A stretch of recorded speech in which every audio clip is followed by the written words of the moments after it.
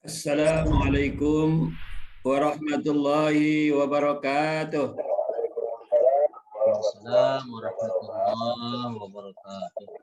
Waalaikumsalam warahmatullahi wabarakatuh. Waalaikumsalam warahmatullahi wabarakatuh. Waalaikumsalam warahmatullahi wabarakatuh. Waalaikumsalam warahmatullahi wabarakatuh. Assalamualaikum warahmatullahi wabarakatuh. Alhamdulillah. Alhamdulillahilladzi khalaqas samawati wal ardh wa khalaqa ma fiha wa anzala minas samai ma'an rizqan lakum. Asyhadu an la ilaha illallah wahdahu la syarika lah. Wa asyhadu anna sayyidana Muhammadan abduhu wa rasuluh. Allahumma salli wa sallim wa barik ala sayyidina Muhammad wa alihi wa ashabi ajma'in. Amma ba'du. Fa inna asdiqal hadisi kitabullah wa khairul hadi sayyidina Muhammadin sallallahu alaihi wasallam. Wa syarrul umuri muhdatsatuha wa kullu muhdatsatin bid'ah wa kullu bid'atin dhalalah wa kullu dhalalatin finnar. Wa bi sanadinal muttasil ilal muallif hadzal kitab Asy-Syaikh Abdul Samad Palembani. Nafa'anallahu bihi bisababi ulumihi. Amin ya rabbal alamin. Amin. Para jamaah sekalian, bacaan kita pagi ini masih lanjutan tentang halal dan haram. Yaitu pada kita ulangi satu hadis ke atas. 1, 2, 3, 4 baris. Dari bawah sekali 4 baris ke atas. Halaman 86.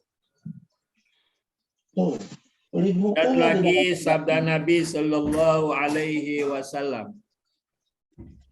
Man ishtara sauban bi asyrati darahima wa fi samanihi dirhamun haramun lam yaqbalillahu sholatahu madama alaihi zalikas sawbu.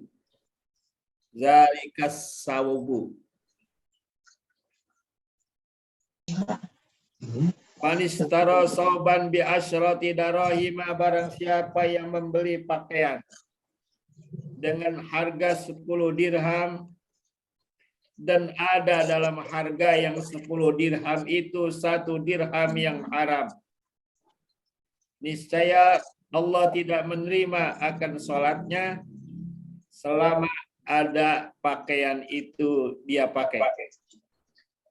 Ini lanjutan kemarin. Man ishtara sauban bi asyrati darahima, barang siapa yang membeli pakaian, beli baju, beli mukena, beli kain sarung, pakaian yang dipakai buat sholat. Barang siapa yang membeli pakaian yang dipakai buat sholat, 10 dirham atau 100.000 umpamanya, tapi 10.000 di antara yang 100.000 itu bercampur dengan uang haram, maka selama pakaian itu dipakai buat sholat, maka sholatnya tidak diterima Allah Subhanahu wa Ta'ala. Termasuk sholatnya, baik yang wajib, yang sunnah, dan doanya juga tidak diterima Allah Subhanahu wa Ta'ala. Ayo sama-sama kita perbaiki akhlak dan perilaku kita.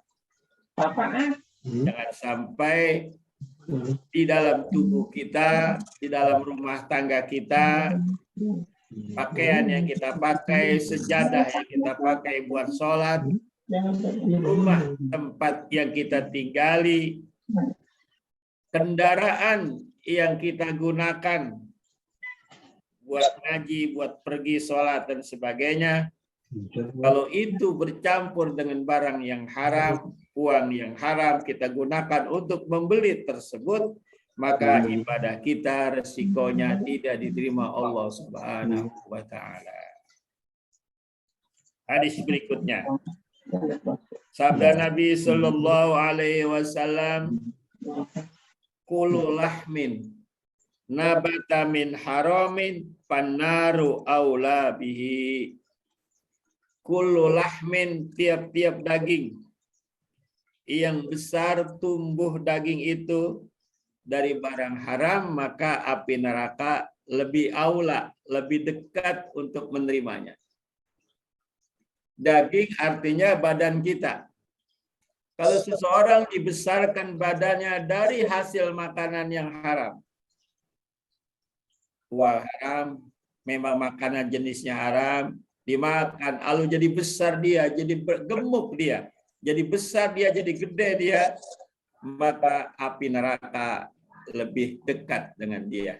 Artinya ancaman api neraka sangat dekat dengan orang yang badannya, tubuhnya dengan barang yang haram.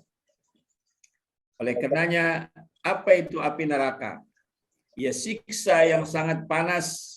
Sebelum orang itu mendapatkan siksa yang hakiki yang sebenarnya nanti di neraka, di alam barzakh, di yaumil mahsyar, paling tidak hawa api neraka dia harus sudah terima pada saat dia masih hidup. Yaitu apa? Penyakit yang berat, ya.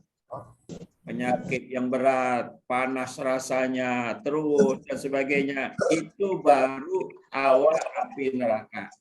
Baru sebagian kecil yang Allah kasih persekot DP kepadanya. Maksudnya apa? Maksudnya agar manusia itu sadar bahwa selama ini dia badannya, tubuhnya dibesarkan, digemukkan dari makan barang haram. Kemudian Nabi bersabda, man lam yubali min aina iktasaba. Man la yubali min aina iktasabal mala. Lam yubalillahu ta'ala min aina adkhalahun naro. Man lam yubali min aina iktasabal mala lam yubalillahu ta'ala min aina adkhalahun naro. Artinya, barang siapa yang tidak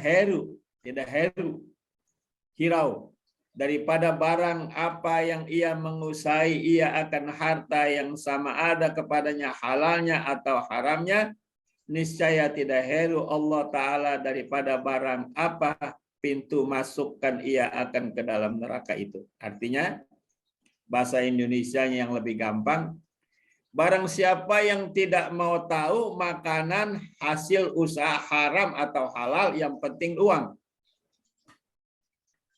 Cara dia berusaha mencari makannya, cara berusaha dia mencari uangnya, tidak peduli. Mau haram, mau halal, terserah. Yang penting uang, yang penting makanan, yang penting enak. Kalau orang di dunia ini cara berpikirnya seperti itu, maka nanti ketika di yaumil mahsyar, Allah juga tidak peduli. Tidak heru, maksudnya peduli. Tidak peduli Allah kepadanya, Allah masukkan dia neraka yang mana saja, terserah Allah Subhanahu wa ta'ala. Ini, jadi makanya kita mesti peduli terhadap makanan, peduli, jangan asal kita doyan, asal enak, udah langsung kita santap, nggak berpikir lagi haram atau halalnya. Termasuk kita nggak berpikir lagi banyak sedikitnya masuk ke dalam perut kita.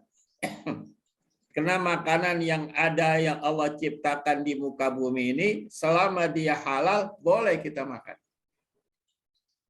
Tetapi yang perlu juga menjadi perhatian kita, agar asupan yang masuk makanan itu tidak berlebihan. Dan makanan yang kita makan itu masih cocok, thayyib, masih cocok masuk ke dalam diri kita. Lebih-lebih kepada mereka yang usianya sudah mencapai 60 ke atas. Atau barangkali 50 ke atas. Kita mudahin dikit. Orang yang usianya sudah 50 ke atas, itu terkadang ada beberapa makanan yang halal sekalipun tidak cocok lagi. Kalau dia makan langsung kolesterolnya kumat, kalau dia makan langsung kepalanya pusing, kalau dia makan langsung darahnya naik. Nah, ini juga kita mesti peduli dengan diri kita. Dari kita belajar hadis-hadis ini bukan saja yang haram, apalagi yang resikonya akan amal ibadah kita tidak diterima Allah, doa kita tidak dikabul Allah, tetapi yang halal juga bila itu sudah tidak cocok lagi masuk ke dalam tubuh kita, itu juga kita mesti perhatikan. Ini yang kadang-kadang kita sebagai manusia, hawa nafsu yang mendominasi diri kita. Ketika kita senang, ketika kita doyan, udah kita santap aja.